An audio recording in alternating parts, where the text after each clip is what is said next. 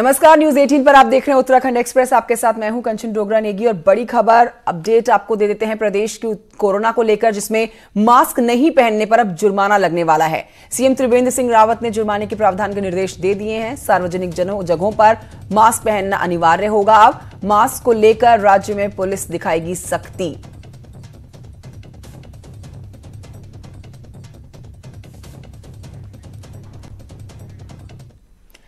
आगे बढ़ते प्रदेश की ओर कोरोना अपडेट आप तक पहुंचाते हैं, जिसमें उत्तराखंड में कोरोना पॉजिटिव केस कुल अब 82 हो चुके हैं। शुक्रवार को कोरोना के 4 नए मरीज प्रदेश में मिले हैं। देहरादून और पौड़ी में एक केस पॉजिटिव मिला है। नैनीताल में 2 नए मरीज मिले हैं। देहरादून में जो युवक पॉजिटिव मिला है उसकी मां दिल्ली से इलाज के बाद लौटी थी। पौड़ी जिले में 25 साल का युवक पॉजिटिव मिला है।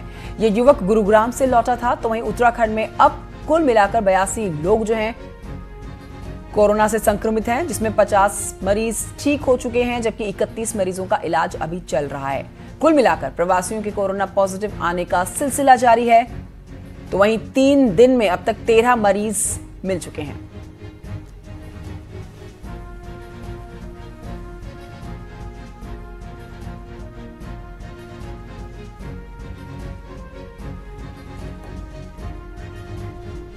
और इस खबर पर ओवरऑल जानकारी लेते हैं मेरे सहयोगी दीपांकर भट्ट से। देहरादून से हमारे साथ मौजूद हैं दीपांकर भट्ट। सबसे पहले आपसे जानते हैं, जो मुख्यमंत्री त्रिवेंद्र सिंह रावत ने निर्देश दिए हैं कि अब जो लोग मास्क नहीं लगाएंगे उनके ऊपर जुर्माने का प्रावधान बना दिया गया है, और ये जरूरी भी हो जाता है क्योंकि बहुत सारी तस्वीरें आप ही हम तक पहुंचा रहे हैं जहां पर लोग मास्क नहीं लगा रहे हैं, थोड़ा हल्के में ले रहे हैं अब इतनी बड़ी महामारी को।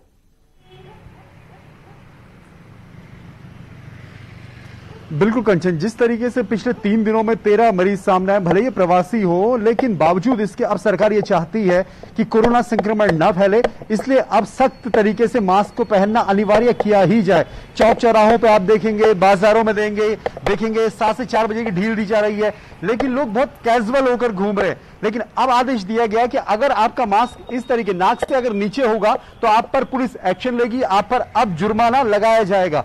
और जुर्माना लगने से अब माना जा रहा है कि लोग कहीं ना कहीं इसको लेकर गंभीर होंगे, क्योंकि जब तक सख्ती नहीं दिखाई जाएगी तब तक लोग इस बात को समझने वाले नहीं है। हाँ, ये बात जरूर है कि सार्वजनिक जगहों पर ही इसको अनिवार्य किया गया। आप अपने घर पर है तो आप रिलैक्स होकर रह सकते हैं। इसके साथ साथ आपको इसको सैनिटाइज करने की, इसको साफ रखने की बहुत जरूरत है। आप मास्क अगर आपका यूज एंड थ्रो है उसे बदले। अगर आप N95 मास्क अगर नहीं आपके पास है तो आप अपना रुमाल इस्तेमाल कर सकते हैं, गमछा इस्तेमाल कर सकते हैं, दुपट्टा इस्तेमाल कर सकते हैं।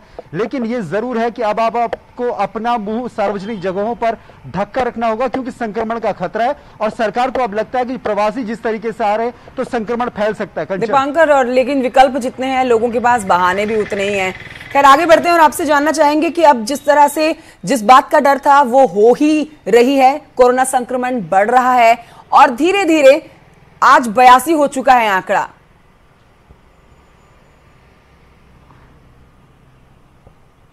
बिल्कुल, लगातार ये नंबर बढ़ता जा रहा है। और ये जो प्रवासियों के सैंपल सामने आए हैं पिछले कुछ दिनों में लगातार प्रवासियों में, इससे एक बात साफ हो गई है कि रैंडम सैंपलिंग में ये लोग निकले। 48 लोग किसी बस में आए, उसमें 4 लोग 48 के सैंपल लिए गए, उसमें 4 लोग कोरोना पॉजिटिव निकले। यानी जो बाकी लोग आ रहे हैं लगातार अलग अलग शहरों, राजस्थान से आ रहे हैं, मध्य प्रदेश से आ रहे हैं, महाराष्ट्र से आ रहे हैं, वो व्यक्ति अगर गांव में पहुंच रहा है तो हो सकता है कि कोरोना संक्रमित हो। इसलिए अब यह जिम्मेदारी हर एक नागरिक की बन जाती है कि अगर उसके गांव में कोई व्यक्ति बाहर से आता है या उसके शहर में या उसके आस पड़ोस में, तो वो भी खुद इस बात की निगरानी जरूर रखें लोग कि वो क्वारंटीन रहे 14 दिन के लिए। इसके लिए सरकार ने व्यवस्था ये कर दी है कि गांव में जो सरकारी स्कूल के टीचर होते हैं उनकी ड्यूटी लगेगी कि वो गांव में देखेंगे कि वो क्वारंटीन है या नहीं है। कुल मिला के क्वारंटीन होना अब एक विकल्प है जो आपको बचा सकता है, वरना अगर आप इसी तरह कैजुअल एटीट्यूड से चलेंगे तो मुश्किल बढ़ सकती है। कंचन, दीपांकर भट्ट, बहुत शुक्रिया आपका इस जानकारी के लिए। हम आगे बढ़ेंगे और आपको बताएंगे न्यूज 18, आपके चैनल न्यूज 18 की खबर का बड़ा असर हुआ है। ग्राम प्रधानों को सीएम राहत कोष से मिलेंगे 10,000 रुपए। उत्पल कुमार सिंह ने जारी किया है आदेश। गांव में निगरानी व्यवस्था में लगेगी सरकार टीचर की ड्यूटी। जैसा कि मेरे सहयोगी अभी जानकारी दे ही रहे थे, जिन गांव में लौटे प्रवासी वहां लागू होगी ये व्यवस्था। न्यूज 18 ने उठाया था प्रधानों की परेशानी का मुद्दा। तो ग्राम प्रधानों को सीएम राहत कोष से मिलेंगे 10,000 रुपए। न्यूज 18 आपके चैनल न्यूज 18 ने बड़ी ही प्रमुखता से इस मुद्दे को उठाया था, जिसके ऊपर कदम बढ़ा दिया गया है।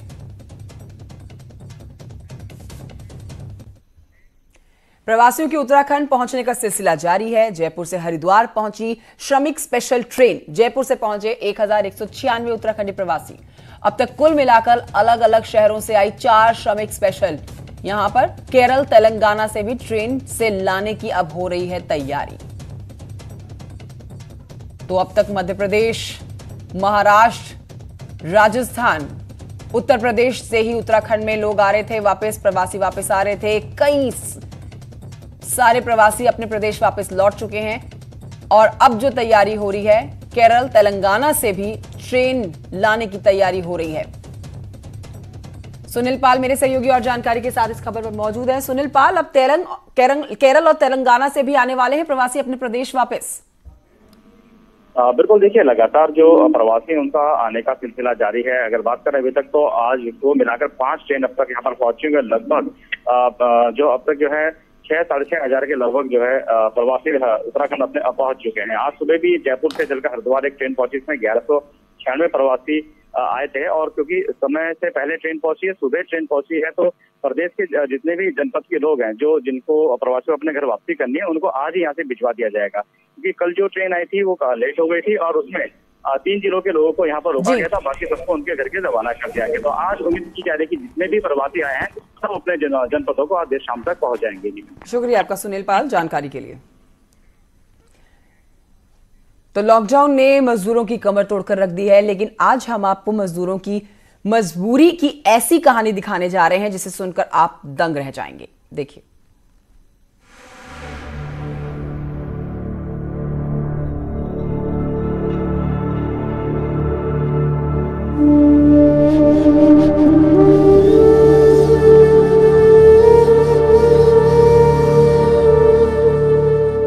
मेहनत के सहारे अपनी दुनिया जीत लेने का सपना लिए विभोर दास, रमेश यादव और लाल बाबू जैसे कई मजदूर बिहार के बेतिया से कुछ महीने पहले उत्तराखंड के अल्मोड़ा पहुंचे थे, लेकिन कोरोना ने मजदूरों के सारे सपनों पर पानी फेर दिया। इससे बड़ा दर्द और क्या होगा कि कई महीनों मेहनत करने के बाद मजदूर खाली हाथ लौट रहे हैं। न्यूज 18 संवाददाता शैलेंद्र नेगी ने जब इन मजदूरों का दर्द सुना तो वो सन्न रह गए।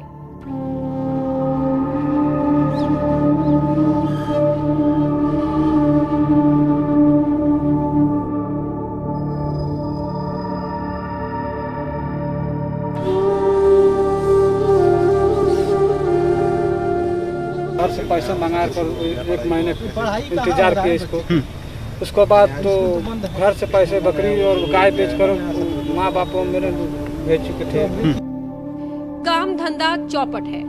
मजदूरों ने जो कमाया था वो लॉकडाउन में खर्च हो गया, लेकिन मजदूरों का दर्द इतना भर नहीं है। हालात ने ऐसी करवट बदली कि मजदूरों के पास घर लौटने के भी पैसे नहीं बचे। अब घर वालों ने गाय, बकरी, भैंस बेचकर इन्हें पैसे भिजवाए, जिसके बाद पैसों से ये अपने गांव लौट रहे हैं।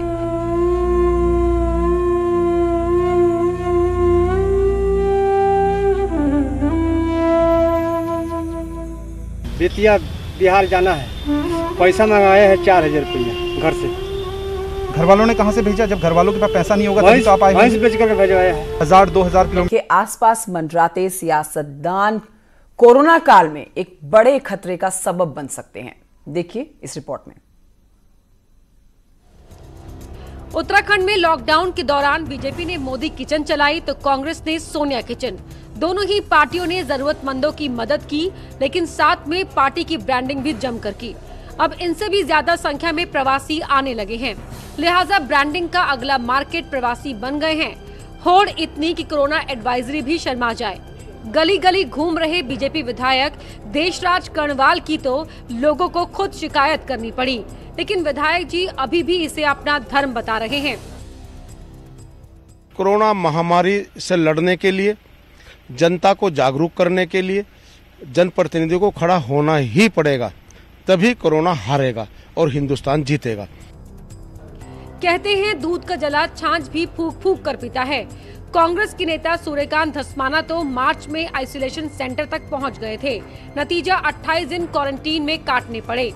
धस्माना अब ऐसी राजनीति से तौबा करते हुए बीजेपी नेताओं पर तंज कस रहे हैं। भारतीय जनता पार्टी के लोग, आरएसएस के लोग इसको राजनीतिक फायदे के लिए क्वारंटीन सेंटर्स में जा रहे हैं, लोगों से मिल रहे हैं। मैं समझता हूं कि ये काम नहीं करना चाहिए। ये कोरोना जो है वो ना बीजेपी देखता है, ना कांग्रेस देखता है, ना सत्ता देखता है, ना विपक्ष देखता है। अगर आपके ऊपर झपट पड़ा तो ये मुश्किल आपको भी होगी और समाज को भी होगी। बहरहाल अब सियासत का केंद्र गांव-गांव में बने वो 15,000 क्वारंटीन सेंटर हैं, जहां प्रवासियों को ठहराया जा रहा है। रेलवे स्टेशन से लेकर बस स्टेशन और क्वारंटीन सेंटर पॉलिटिकल पार्टियों के मिलन केंद्र बन गए हैं। ऐसे में सियासतदान कब कोई मदद के नाम पर कोरोना बांटने लगे, कहा नहीं जा सकता। देहरादून से न्यूज़ 18 संवाददाता सुनील नप्रभात की रिपोर्ट। सोशल मीडिया का यूज कैसे किया जाता है, ये बीजेपी से ज्यादा अच्छा कोई नहीं जानता, लेकिन लॉकडाउन में बीजेपी को इस सोशल मीडिया में विरोधियों का जवाब ज्यादा देना पड़ा है। लॉकडाउन पीरियड में प्रवासियों का राज्य में नहीं आ पाना, मजदूरों का अपने राज्य में नहीं जा पाना, इसके साथ ही कई जगह राशन की कमी, ऐसे मामले विपक्ष के द्वारा सोशल मीडिया पर बीजेपी से पूछे जा रहे हैं। बीजेपी पर हमला विपक्ष ने बोला हुआ है। बीजेपी ने इस दौरान विरोधियों को जवाब देने के लिए सोशल मीडिया का ज्यादा उपयोग किया है। निश्चित तौर पे अगर जब दुष्प्रचार किया जाएगा, फेक न्यूज़ें चलाई जाती हैं, तो उसका पार्टी उसी तरीके से सकारात्मक रूप से हम उसका सकारात्मक पक्ष जनता के सम्मुख रखते हैं। और उसका जो ये प्लेटफॉर्म है, इस प्लेटफॉर्म का किस तरीके से रचनात्मक उपयोग हो सकता है, उस पर पार्टी काम करती है।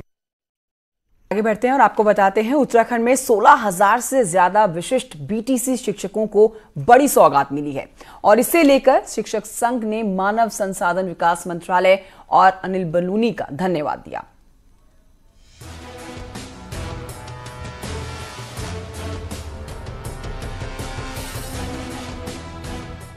उत्तराखंड में विशिष्ट बीटीसी शिक्षकों को मानव संसाधन विकास मंत्रालय से मान्यता मिलने के बाद शिक्षकों में जहां खुशी की लहर है, तो वहीं शिक्षक संघ, एचआरडी मंत्री रमेश पोखरियाल निशंक और बीजेपी की मीडिया प्रमुख और राज्यसभा सांसद अनिल बलूनी का धन्यवाद कर रहे हैं।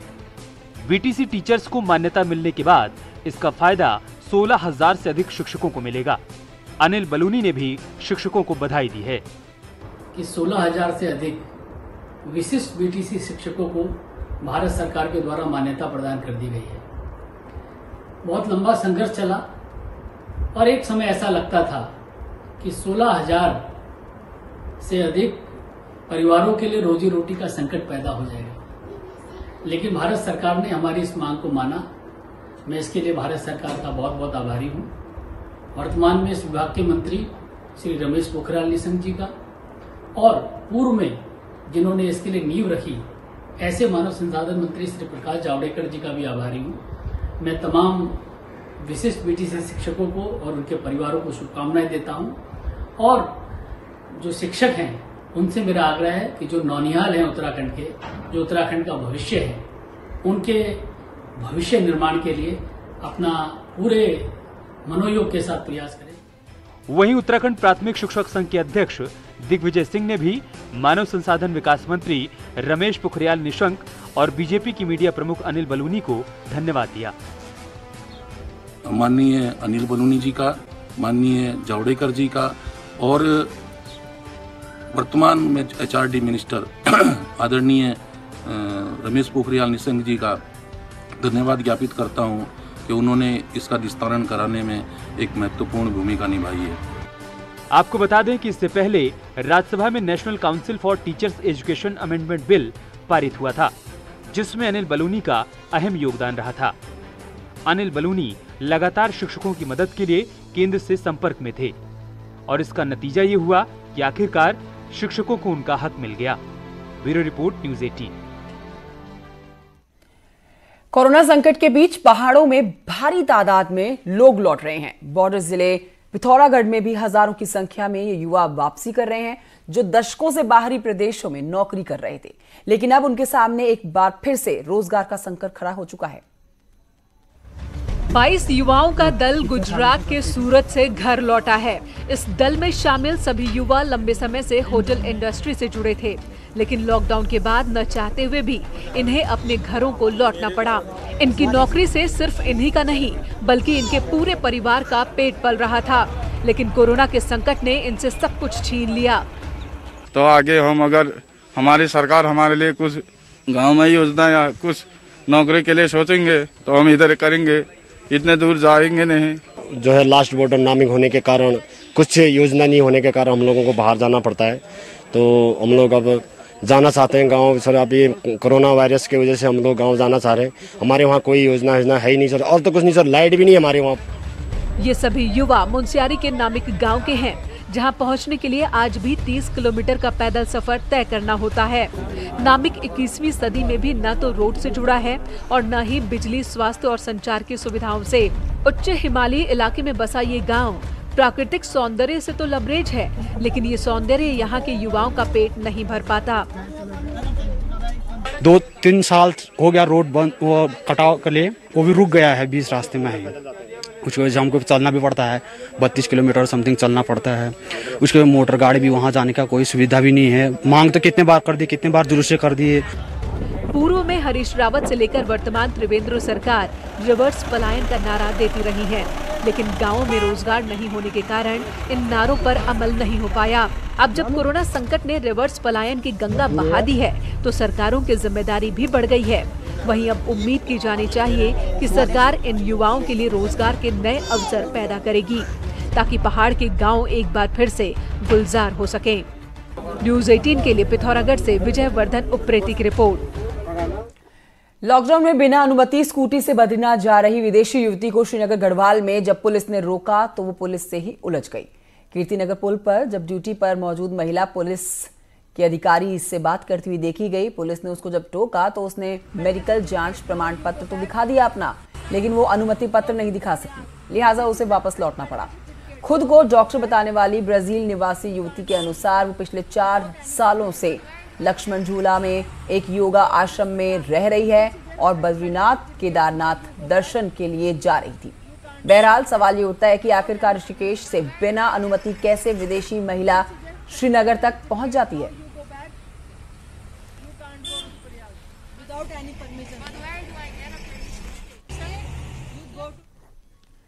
खबर रुड़की से है, जहां पर आपसी रंजिश के चलते 2 पक्षों के बीच में गोली चली है। एक बच्चे को भी गोली लगी है। सिविल अस्पताल में किया गया है बच्चे को भर्ती।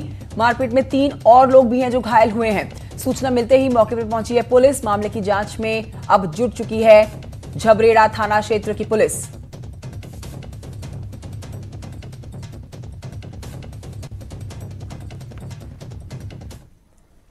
कोरोना अगर राज्य में गांव में पहुंच चुका है राज्य के, तो वहां पर हालत बहुत ज्यादा बदतर हो जाएगी।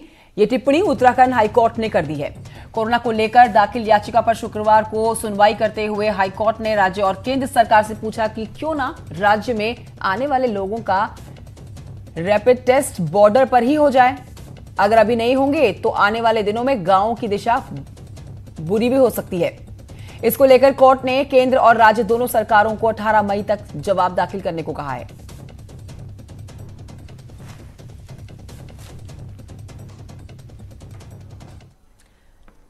बढ़ते हैं आगे। पौड़ी में लॉकडाउन की अवधि में बंद रही शराब की दुकानों के खुलने के बाद विभाग के राजस्व प्राप्त करने के तयशुदा शुल्क को उम्मीद से बढ़कर परिणाम मिले हैं। जितना सोचा था उससे ज्यादा परिणाम अच्छे मिले हैं। मई महीने में आबकारी विभाग द्वारा 9 करोड़ रुपए राजस्व प्राप्त करने के लक्ष्य को रखा गया था, लेकिन आधे महीने में ही 5 करोड़ का राजस्व विभाग को मिल गया है, जिससे विभाग काफी खुश है।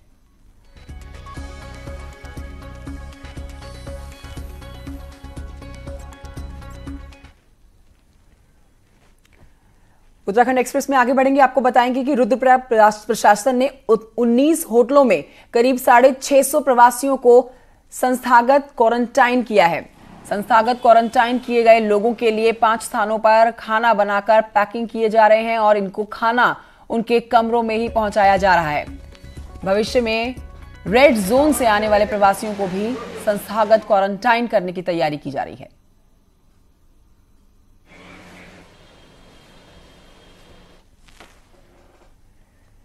छोटे से ब्रेक के लिए रुक रहे हैं, जल्द लौटेंगे।